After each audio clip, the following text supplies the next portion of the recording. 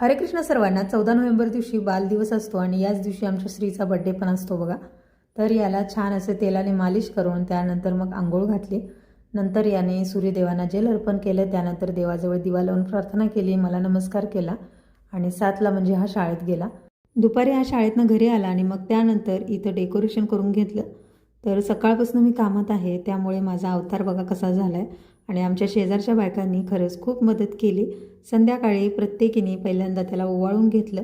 आणि आम्ही इथं हिंदू आणि पंजाबी असं मिक्स लोक राहतो, कारण मी सध्या आहे फौजी क्वार्टरमध्ये. मराठी आम्ही तिघीजण आहोत आणि आमच्या हो ड्युटीनिमित्त परगावी गेले आहेत. परंतु इथल्या प्रत्येकाने मला खूप मदत केली आणि श्रीचा बड्डे खूप स्पेशल झाला. इथली लोक माझे कायमचे शेजारी नाहीत तरीसुद्धा खूप प्रेमाने वागतात, कारण इथं सगळेजणच आर्मीमध्ये आहेत आणि एका फौजी बायकोची लाईफ काय असते हे प्रत्येकांनाच माहीत आहे. अजून काय काय केलं ते नेक्स्ट पार्टमध्ये शेअर करते. तोपर्यंत बाय.